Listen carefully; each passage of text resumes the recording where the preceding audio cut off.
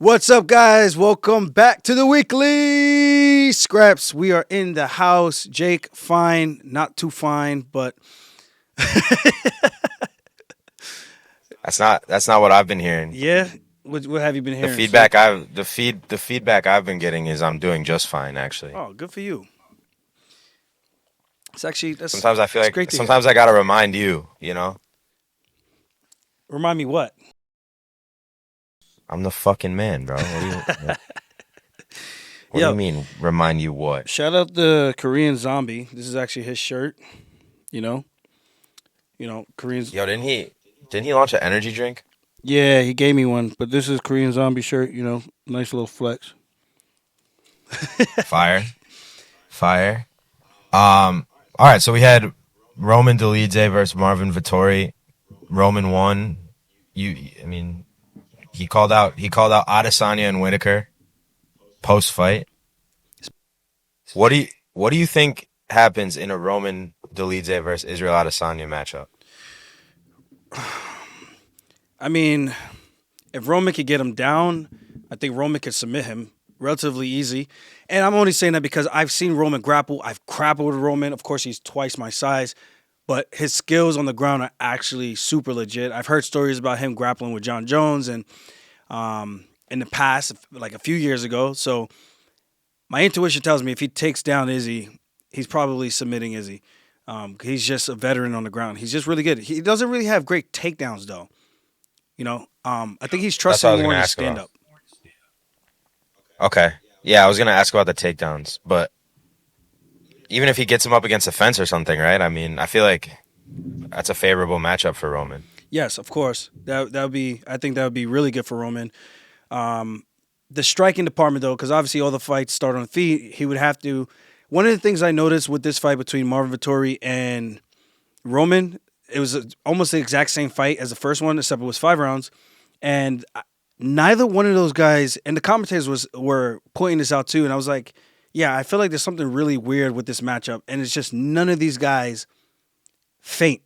Like it's almost non-existent. They look, they move their head, and then they just throw. There's no like I'm gonna try to psych you out, get you to throw first, and then counter. Um, it was Why do you think that is? I don't know. They're both just like I'm gonna just throw punches and kicks really hard, and that's it. That's my game. So So is that like a weight class thing or a skill thing? Like, because I feel like that you can't really get away with that at bantamweight, featherweight, lightweight, even middleweight. yeah, at the lighter weight classes, it's just not the easiest thing to do when you want to get to a fighting at a high level. Like even a DDP, he utilizes feints. Robert Whitaker utilizes feints. All these guys utilize feints, especially at the lighter weight classes. You got to get your opponents to throw before you just throw. You can't just go throwing some shit and hopefully it sticks without some type of setup because that's usually a recipe for getting countered. But both of them fought the same exact way, and they both were okay with it. But either way, it was a fun fight. I'm glad Roman won. I wanted him to win. I was going for Roman. I like Vittori. The only thing that kind of rubbed me the wrong way about him, he posted some tweet dropping the N bomb, which was just a little. I felt like it was a little arrogant, and I think I just Why? it wasn't cool like at all. Like someone said something about it, and then he commented, and then he wrote it again. I was like, yo, bro, there's nothing cool about this like at all. There's nothing that could be like, yeah, nah, he didn't mean it like that. There's no I can't do none of that for him in any of those situations. It's just like, nah, bro, that was just straight up not cool, like at all. So, and I'm just curious. I'm not trying to defend the guy, but do any white guys get the pass from you? Like, how does that work? Like, is there any exceptions, or is it just never, never? Uh Exceptions. I mean, I'm not gonna hold you. I got exceptions with some people, and it depends on like the context of how it was used. It depends on where we're at. I know I'm gonna get some flack for that. Like you shouldn't be allowing it whatsoever. I'm like, listen, man, what I'm gonna do? Fight every single one of my friends, especially when I know it's not in distaste or anything like that. And it's not like they're dropping it every few words or something like that. It could be like a one-off situation. Like there's different situations, but again, just the way he wrote it, I was just like, yo, there's no defending that, and I just can't. So people grow up like that. They talk like that. No one says anything to them. I actually wanted to ask Marvin about it at the PI when I saw him, but I was like, this is not the time and place. This is fight week. There's people around. I don't want to make it a confrontational thing. I just want to have a conversation and just be like, this was slightly offensive, and maybe not with me. I'm not going to be the guy that's going to go to war over the word, but I would have liked to have had an opportunity to say something to him where there was more like me and him in the locker room where we could just have a man-to-man conversation and reason about it, and maybe just hear his perspective and whatnot, and yeah, go about it like that. I mean, he also called out Whittaker, and I'm just curious. I feel like that's a much tougher matchup. What do you think? Tougher than Izzy? I don't know. I think they're both relatively the same. If he could get a hold of Whittaker, he's a smaller 85er, not like Hamza, who's a big dude. Izzy's a big, tall, lanky dude. Robert Whittaker uses a lot more footwork where he's in and out. He's never really stationary in one spot for too long. So he's going to have to chase him around a little bit, and he's got the speed advantage. But then if you look at the Izzy matchup for a Roman Dolidze for a future fight, Izzy uses a lot of feints, but he's willing to sit in front of you and hit that feint that he does. Leg kick, inside leg kick, then he'll shift and move over, southpaw, throw another kick, front kick, maybe paw with the jab, sniper 1-2, then he's out of there again. Where Robert Whittaker is just like loose, bouncy on his front foot, almost like this karate-esque taekwondo type of style. I think both styles will give him would be a tough puzzle for him to figure out. But again, the ultimate equalizer, he could get them down to the ground. He can actually finish the fight. And of course, we see with Robert Whittaker, I don't want to say deformity, that issue he has with his jaw. If Roman were to get his back or front headlock and squeeze his head, that can easily happen again. You know what I mean? So it's a compelling matchup for multiple reasons with both of them. I don't know which one I would like to see more. I think he's more deserving of the Whittaker fight based on what both of those guys have done in their career over the Izzy fight, because I think Izzy's a little bit higher up in terms of star power. But the UFC makes matchups that make no sense to us all the time. So whichever one, I think either fight is going to be good. And I'm looking forward to seeing the future of Roman. He's building a nice little tribe, nice little army of little Dolidzes at his compound over in Georgia. He's got 3 boys now. I told him, I was like, bro, what are you doing? Working on a football team? And football like soccer. So, but like Whittaker, I feel like Whittaker, I mean, I know he just got subbed, but I feel like he's got a lot more defense on the ground than Izzy. Like, I feel like he's going to put up much more of a fight on the ground. And that's like where I think Roman could really exploit Izzy, where he can't really exploit Whittaker. Like, and Whittaker's also a threat on the feet. So I'm just like, I feel like it's hard. Whittaker's a hard out stylistically. Am I off there? No, I think that's a very fair point. But then when you look at how Hamza got him down, and once he got to a dominant position, it was just like, you shall not move. Well, that's Hamza, though. That is like, Hamza. Hamza pretty much does that to everybody. I'm telling you, Roman is a strong-ass dude. Like, I don't roll with the big guys all the time, but I know power when like a guy's just a meathead, and I know power when a guy gets to a position and knows exactly the right pressure to apply. And I think if he were to get him down into a good position, not saying getting him down is going to be hard, right? I think we can all agree on that because he's not the best wrestler, but if he can get him down and get to a position where he can control him, I don't think any of that defensive stuff will really matter, especially with a specialist like Roman on the ground. And I'm not saying that because I know Roman and be nice to him. I just really do believe that. Roman's a strong grappler. Hamzat's a strong grappler. Do you think, like, how do you see that fight going, especially if they get into some grappling exchanges, if that fight were to ever happen? Because it seems like that would be a pretty good matchup on the ground, based on what you're saying. Well, the difference, Hamzat is very good at takedowns. But if it hits the ground, I'm telling you, Roman is the only big dude next to like a Ryan Gordon, or Gordon Ryan. I keep calling him backwards. Gordon Ryan, um, kind of Nicky Rod, Craig Jones, where he could go inverted and do these weird things with his body for a big dude. And I think that's the difference between the styles of grappling between Hamza. Hamza's more of a berserker. He runs through you like freaking like a hot knife through butter, right? But his style is more wrestling based of grappling. Like, yeah, he has jujitsu chokes and finishes, but overall, BJJ, I think Roman is a better skill practitioner. Leg locks, arm bars. He can hit triangles. He can hit front chokes. He can hit rear naked chokes. He could do calf slicers. He could do heel hooks. He's more of a specialist in the grappling department Then Hamza. than Hamza. But Hamza, overall, I would rather Hamza's skills as a grappler because he can get you down, control the position, and smush you, and then look for a submission or pound you out, right? Pause. Pause. Big pause. Big pause. Where Wow. Roman, I haven't really seen that from him yet, but I've seen his other attacks, and his other attacks are good enough to keep him in the game, which makes styles make fights. That's why that's an interesting matchup if he ever were to one day get to a position where he could challenge a guy like Hamzat. What's up, guys? Just want you to know that we have our white Jamaican rum out now for sale at funkharborspirits.com.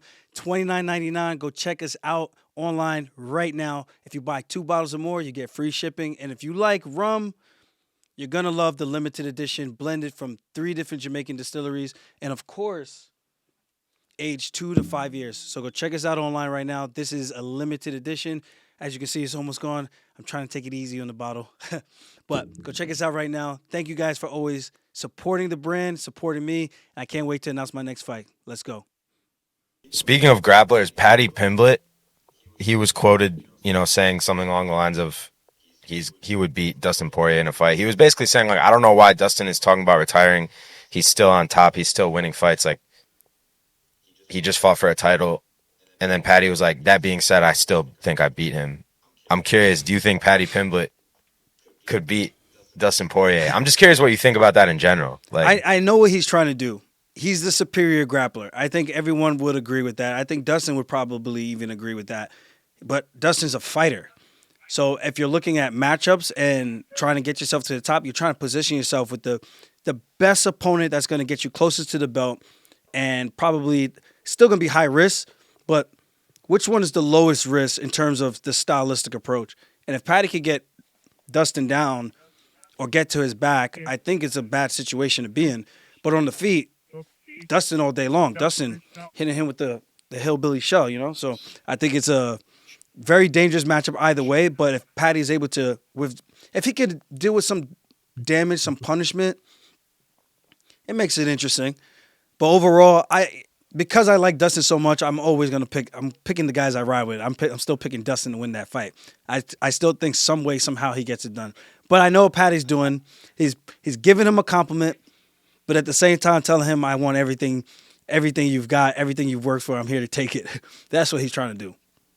I do feel like that's a matchup where Paddy could snipe his way into the top 5. If they catch Dustin on the wrong day. Like, I feel like they, like, kind of what they did with O'Malley and Peter Yan type of deal. Yes. But I feel like Paddy's dangerous. Like, he could, if he gets you, he could get anybody. Like, if he can just find a lane for you to, like, if he can find your neck at all, he can, Yeah, Paddy's an enigma to me. He's one of the most interesting guys to study, how you could become a complete fat shit and then get into this chiseled statue of stone and go out there and have performances the way he does and then go back to being a complete fat shit again. I'm like, dude, I don't understand it. I've gotten fat, but there's like levels to getting fat and out of shape and then coming back and getting into shape. I know TJ was saying something about it and Paddy got pissed, but it's the truth. It's like, it's going to catch up to you eventually. Like, you can't do that forever. We're not going to be young forever. But definitely enjoy it while you can. But Paddy has the skill to beat any of those guys within the top 5 because of his style. Grappling is a hard style to beat. It's not like he's a fish out on water when it comes to striking and the stand-up. He's not the greatest striker. Excuse me. The little Zen pouch is But it's good enough to make it a interesting fight where if he could get to a good position, man, that could be the fight right there. I mean, okay, so Paddy's kind of like he's not very active lately. I don't know what they're really doing with him. Dustin's on his way out. I don't think they would make that fight if Dustin's going to actually retire. Yeah, I agree. But And if I'm Dustin, I'm not taking Islam that is fight either. saying, I mean, I think it would be kind of like, what does Dustin gain in that fight? There's nothing for him to gain. He's done it all. He's been at the top multiple times, so close. I think he was an interim champ before.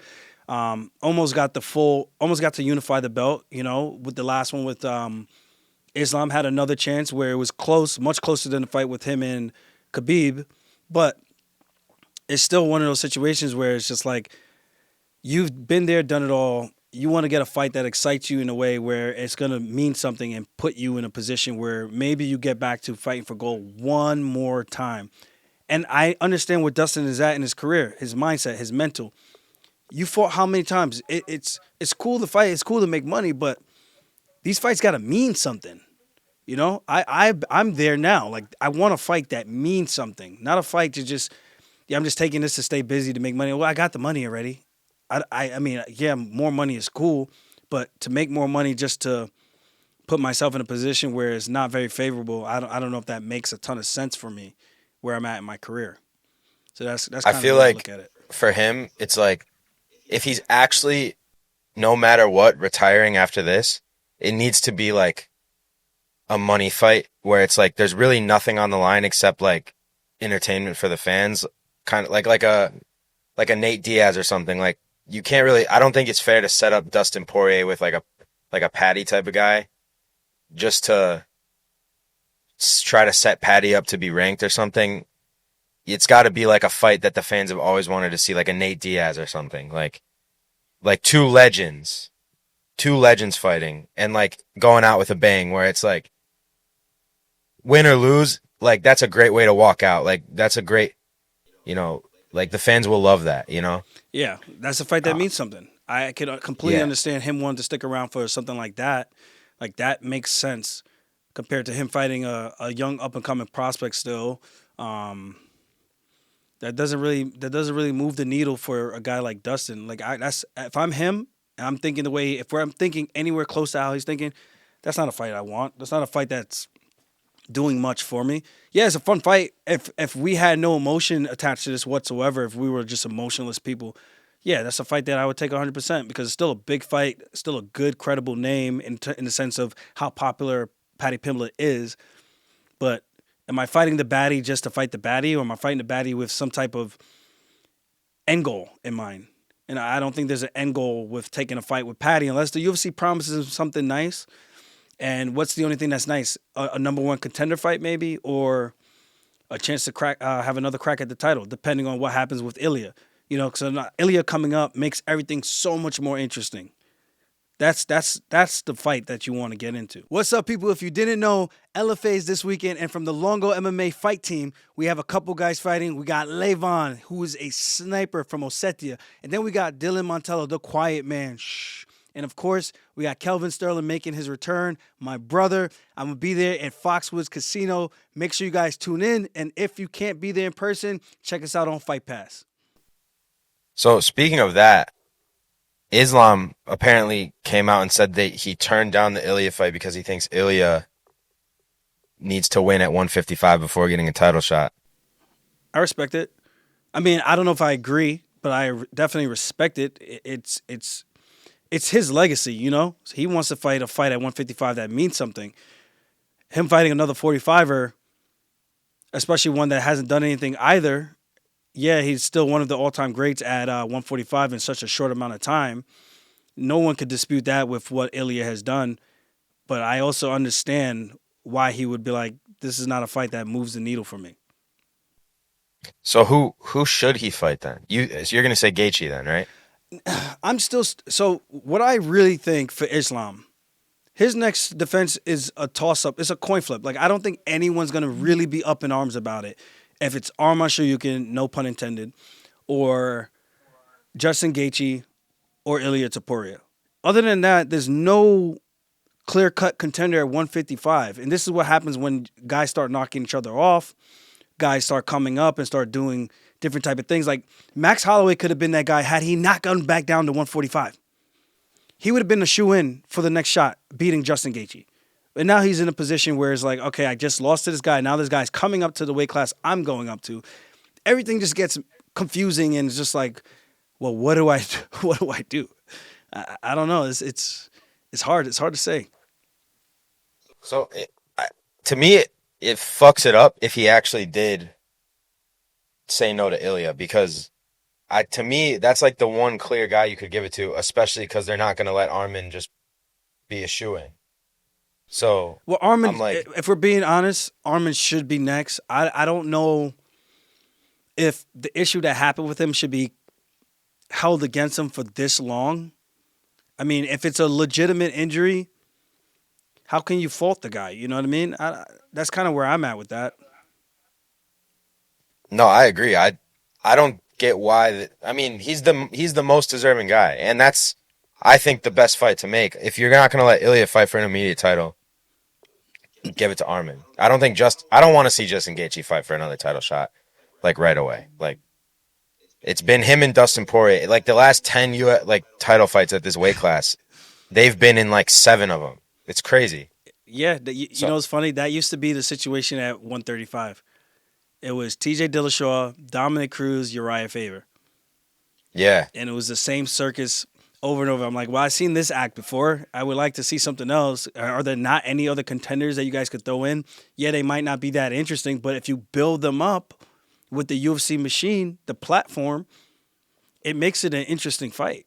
You know? But you gotta play ball a little bit on both sides. Like I mean, yeah, but it's just like also like for Islam, like I think it's exciting to see him chase Khabib's legacy. Like to me, that's he beat it already.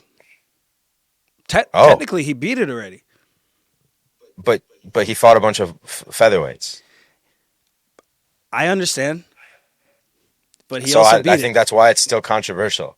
Yeah, That's why I think he's turning down the Ilia fight 100%. because he's like, yo, I don't want to fight another featherweight. I want to like do this. See, but then it's like Islam's a G though. Islam's got his streets. He's got his ears to the streets. He knows what the people are saying, and he wants to like remove all doubt. And I respect that. See, that's what I like about the guys that are not doing these gimmicky fights. They want to fight and prove that they're the best of the best, not just I'm taking this fight because it's gonna pad my record or whatever. I can respect that. That was my only gripe with the whole thing with O'Malley. Like, you win the belt, okay, cool. One, you got the belt on favorable terms in terms of the title shot opportunity of when you got the chance. We don't need to go into those details. Oh, blah blah blah. He was hurt too. Okay, whatever. But the fact that he now has the belt and his first defense is against number 6, who just fought Pedro Munoz and he's getting a title shot. Like, no disrespect to Cheeto, but that's not the correct title shot to make. You fight the next best guy. That's for me as a true sport fan. And I get when people are like, oh, you're being salty. I'm like, no, am I being salty or am I just being real? This is why I got into the sport. I want to see the best, to fight the best. I want to prove I'm the best. Yeah, you get an automatic title win. I don't want to say automatic because it's still a fight. Anything can happen, right? But let's be honest here. That wasn't the guy to get the job done. That's not the hitman that you call to beat a guy like that. You get the next best guy, which is the machine. And of course, what did the history show? He was the next best guy. You know? So, I don't know. I'm different. It has nothing to do with him beating me. So I know some people are going to say you're still talking about it. I was like, no, we're having a conversation about what Ilia should do next. And it's the same thing. And I respect Islam for wanting to fight the next best 55er. I still watch Ilia. I watch the hell out of that because I think that's still a great fight. But I also understand why would probably be like, yeah, no, I don't want to do this. This is not the fight. This is not the fight for me that makes sense for my career, my legacy. no, I agree with that. I think I'm looking at the rankings now. There's one other guy that could get the title shot, which is Charles Oliveira. But he lost to Armin. He lost to Armin, but he's coming off a win against Chandler, where he was pretty dominant. Yeah. He had the one moment in the last round, I think, where he almost looked like he could have been out of there. But other than that, he pretty much dominated Chandler, a fresh Chandler.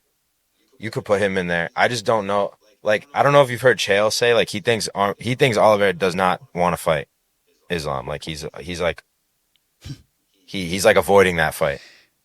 I don't think he's avoided a fight. That's one. I got to disagree with Uncle Chell on that, but I don't think Islam is scaring Oliveira. I think Oliveira really wants another crack at Islam, but I think he wants to do it where he kind of earns it as well. Um, that's my take on that. I could be completely wrong, but I have never met a fighter that was like, I'm afraid to fight this guy, a former champion. I'm afraid to fight this guy. Like it's just not. It's not a real thing. I don't think. I mean, I always thought that was kind of crazy too, because he said he faked the eye gash thing to get out of that fight, or like he could have kept fighting, but he just didn't want to because he was afraid of Islam. I'm like, I don't know. That eye gash looked pretty crazy. Like Wait, who had that the eye looks like gash? it'll open up and Charles. ruin a fight, huh? Charles had the eye gash, right? Yeah, But that was from training. yeah. He's saying like Charles didn't want to fight Islam, so as soon as he got the eye gash, he just like threw in the towel because he was afraid. He didn't want the smoke. He was like, "Look at my boo boo." Which I'm just like, nobody would allow him to fight with that thing. Like, Yeah, it wouldn't. no sanctioning body. It wouldn't have been a good fight because once he gets cracked, that thing's opening right back up, especially that close to the fight. So I have to disagree with that. Um, I can understand what he's trying to say, but I don't think that's it. I don't think Oliveira's backing down from anybody. If anyone, he's come from so much adversity. I would be praising him for wanting to take the back step to be like, you know what, maybe God has another plan for me. You know, so No, I can see that. Nate Diaz is saying he wants to come back and fight for a title. He's saying that like nobody's exciting at 170. He's like, who the fuck is the champion at 170? He's like, I'm more exciting than all of them. I'm the champion. classic. Yeah, Do you think he should come back and beat Dustin's retirement fight or no? I think they could do that. I mean, they just brought in Jeremy Stevens to come back and fight in Iowa, which is his hometown, his home state. I think he's fighting Mason Jones or something like that, which is a banger of a fight. And I don't know if it's a one-off deal, but Stevens just fought Eddie Alvarez, I think, in bare knuckle. He won. They're giving him a contract to come back.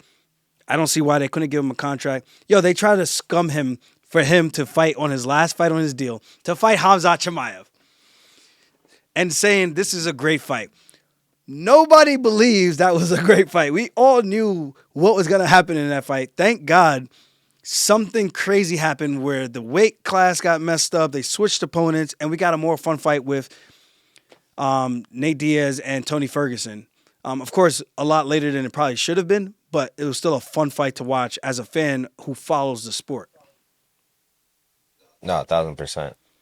I mean, they should bring him back one more time, I think. But it's got to be a legendary fight. It can't just be like some up and comer guy or something like that. You can't do that with Nate Diaz. Yeah, these guys talk so much shit to each other, him and Dustin. So that's a fight I think a lot of people will want to watch for sure. I feel like you can't let Dustin retire without that fight happening either. Facts. Yeah. Facts. So the UFC's like rumored to be probably leaving ESPN and going to Netflix. Netflix is throwing a lot of money around. I don't know if you remember, but for the Jake Paul and Mike Tyson fight, they reportedly had over 100 million viewers that night, which is like Super Bowl numbers. Netflix is king. So, I said this like a couple years ago at your house, right when I started working for you. Yeah. I'm gonna play this clip. I had a prediction that the UFC was gonna move away from pay-per-views because I don't know, like at the time, the illegal streaming thing was going on. Dana was on press conferences saying like, we're gonna shut these guys down. It never really happened. Like some of them have been shut down recently, but there's definitely still like pay-per-view numbers are way down just because of these like illegal streams. And now Netflix, like ESPN's unhappy. So I'm gonna play this clip. I want to hear what you think afterwards. Because I think they can make more money overall if the whole world is watching rather than selling pay-per-view. But I actually think they're slowly going to move away from that model. And I've heard Dana talk about this in interviews where he wants to like be able to broadcast to the whole world. Like his goal is to get the whole world to see the UFC fights. The US is the only huge market where they're like selling pay-per-views. A lot of other countries, they just stream them. I'm pretty sure. Yeah. You've been a part of some pay-per-views recently. Is the money in having pay-per-view points as good as it was hyped up to be before you became a champion? My rematch with Piotr was the best pay-per-view fight that I had. With that said, everything else wasn't as cranked up to be as what we thought it was going to be, you know? So with that said, I can imagine for a guy like Izzy, a guy like Jorge Masvidal, Usman, DC John Jones, like those are big pay-per-view stars, you know? So Conor McGregor, you can't forget him. Ilia now. I don't know if the model is so expensive. $70-$80 for a card. And we've seen some of the like the Australia cards and things like that. There's usually like 2 good fights on there. And I know compared to boxing, like we usually do a better job because the boxing fights usually you only know like the main headliner, maybe the co-main event. So in comparison to that, I think we do a better job of giving people names. The UFC does I'm saying we. I think the UFC does a better job of giving people like recognizable names. But sometimes the cards are just like, for $80, do I really want to spend this $80, or should I spend this $80 on like a limited edition of Funk Harbor rum? Like, you know, you could do something like that, and it's not even $80. You could get it for $60, $55, and you could get 2 bottles if you know plus free shipping. But with that said, in this one, you know, it's only $30. So with that said, you got I think catering to the average viewer. If you're gonna have it worldwide, where a lot of these people are just streaming it through their accounts that they have, and it's legal, why not just do that here in the States? I don't know where the extra money will come in. Maybe sponsorships or advertisement, things like that. That might have to change because usually with the pay-per-view model, it's ad-free, which is nice. But in terms of paying $80 for that, like that's great. But is that worth $80? I don't know. I think, bro, like, I mean, I think if it was more like a subscription model, like you're just paying for ESPN Plus and then you have access to all the big UFC events, like, and then Everybody will watch. so Netflix is a subscription model, but they still got 100 million viewers reportedly, which is Super Bowl numbers. Like, I think the UFC is gonna have a few events of that caliber at least every year, like of it, like a Jake Paul, Mike Tyson, because I mean, if Jake Paul and Mike Tyson can do that, and they're not even like, you know, Mike Tyson's old and Jake Paul's not even like, I mean, I guess he's getting more legit now, but he's not even like a real boxer. Like, He's a real boxer. what could a big UFC title fight do? You know, I will. like, I gotta say, he's a real boxer now. He trains. Okay, but he's fought a legitimate boxer. He's boxing. He's doing the whole nine. Maybe not the most decorated boxer, but definitely a very recognizable name in the boxing landscape. no, definitely. I guess my point is just he's not like one of the names in boxing that is unanimously respected as like a top boxer. Yes, Like a Ryan Garcia, a Devin Haney, a Tank Davis, Floyd Mayweather. For the name value. Yeah, But he's doing those type of numbers with the UFC's social media prowess. I'm sure they could generate that type of numbers a few times a year, and then it's like you can start comparing yourself to the NFL at that point. You know, 100%. Because the UFC has the entire world on lock. It's not just the US. Yeah. So like, I think that, and like the type of money the Super Bowl does is probably bigger than the UFC does all year. Yeah. Right now. So like, yeah, I think you could really build a solid business on that. Ad dollars will come in for sure. I think now you got the viewership of everyone watching. Like, can you imagine a Funk Harbor on a Netflix commercial? You know what I mean? Like that's great for business. Like now everyone recognizes it. What's that? Or they at least see it. So brand awareness goes up. I think a lot of people would get a lot of value from that, especially even fight night cards now become a lot more valuable because the platform is available to a lot more people. Almost everyone and their mama has Netflix. Almost everyone and their mama Netflix and chill. So imagine being able to Netflix and chill during the fight. Like, this fight's boring. Let's take a little break. You know what I'm saying? So I think there's definitely something to that. ESPN is great. I love ESPN. I've got to work with them a few times. But just to your point, I think it would be huge for the UFC if they were to switch over to Netflix. I think it opens up a lot of doors. And even if they stay with ESPN, maybe they switch the model from so heavily focused on pay-per-view and they just get the subscriptions up and they make their money that way. I mean, yeah, bro. I don't think anyone has a problem paying $5 a month, especially if the quality of the stream is way higher. I don't think it's $5. Because like a Stream East is like you're always like 3 minutes behind, and then like right when the main event comes up, it's like glitchy because there's so many more people logging in to watch. Yeah. Or what is it, $15 a month for ESPN Plus, whatever. But that's reasonable because then if you could watch all the other stuff, I'll do that all day long.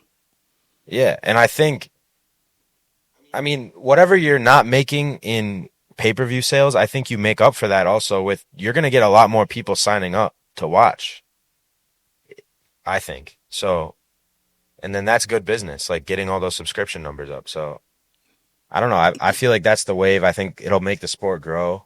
I think that's that type of, you're basically unleashing it to the public almost for free. That's going to make it grow to like NFL level, I think. Because compare fighting to any other sport. Is there anything as exciting to watch as a fight? Is there anything as good for social media marketing as a clip of a knockout?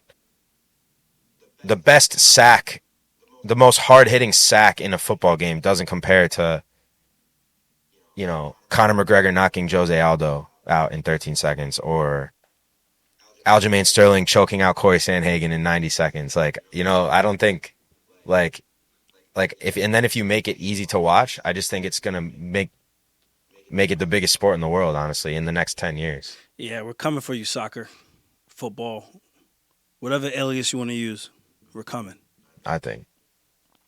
What's up, guys? This podcast is brought to you guys none other than Funk Harbor Rum. It's my rum company, not an ambassador. I am actually the owner of this company, this brand. No additives, no preservatives. Right now on the website, funkharborspirits.com. Order 2 bottles or more and get free shipping. This bottle is going for $29.99, so get it while the getting is hot. And of course, we have the limited edition rum for anyone who loves bourbon or whiskey. It's been aged in ex-bourbon cask, so go get the good stuffs. And if you want, you can pick it up at Lee's if you're in Vegas. Lee's discount liquor stores. Let's go, baby. But yeah, that's all I got. There was the GSP clip. GSP giving Merab his flowers. I think Merab just surpassed him as most takedowns of all time. He just passed him in his last fight. What do you think about that clip? I got some work to do. Oh, damn, man. I thought that was cool. And the guy that he worked with that helped him get his wrestling to another level is a Georgian, Canadian guy. So I thought that was relatively cool. That I saw someone post out, I think it was the wrestling page. I forget their handle on IG. But they showed the highlights of the wrestler that he worked with and how good he really is. So to work with a guy like that for GSP just leveled him up tremendously. And, of course, you see the career that GSP had and what he was known for. He take you down, you ain't moving. You're usually down there for the rest of the round. Word. I mean, what do you think that means to Merab? I think Merab was very appreciative of the recognition and him just recognizing the work that he's put in, especially from a legend like GSP. That doesn't happen very often. And to put up those type of numbers, I think it's really cool. No, definitely. You got anything else? How about that white Funk Harbor? Got this white Funk Harbor on deck. We're getting some placements. We're going to be at Atomic Golf here in Las Vegas. We're going to be at Barry's in Las Vegas, one of the best steakhouses out here. We're going to be at the Lapa Lounge at the Rio Hotel. We just hit a couple placements Friday. Doing some touring, getting to a bunch of these different places. Gordon Ramsay's Pub at Caesars Hotel. So we're rocking and rolling. I'm learning a lot about the liquor business. There's a lot of work that goes into this. I don't want to bore people, but if they're interested, man, it's a lot of work in terms of getting placements, and placements just means a venue. Like if you want to be in the Winter Hotel, which retail locations, which lounges, which bars, which pool parties, pool clubs that you're going to be in. Those are placements. So we're getting we got a lot more placements now, some more commitments, and we're just slowly plugging along, man. It's been a long process, but I'm definitely happy with where we're at. Not trying to rush and go to too many markets at like this point. Because of course it's just me funding it. I don't have any boots on the ground or anything like that. Just word of mouth, the support of the fans, and them helping me with this endeavor, purchasing online and things like that. So it's been great so far. I'm definitely happy with how everything has been going so far. And of course, I would love to do something with the UFC at some point, maybe for a fight. But we got to make sure the funding's in the right place in order to pull something off like that, and make sure the supply and the demand, make sure we can actually supply that demand for these events and things like that. So right now we're rocking and rolling. I'm happy with everything, and we got some more accounts to hit this week. I'm excited about that, and just keep going, man. At the end of the day, like, this is a hobby of mine. It's a passion project, and fighting, of course, has always been my passion next to wrestling. But eventually the door closes and something else opens, and we'll see where this goes, man. I'm hoping the sky's the limit, and just keep on plugging away. Oh, shout out my D3 school, SUNY Cortland, for a national runner-up at the D3 national tournament. Congrats to the boys. I don't think we had a placer in a long time. Well, not a placer, someone to make the finals in a long time, since Bobby Deanna, who wrestled when I was up there. I coached him. He was a 2-time champ, and I think a 1-time runner-up.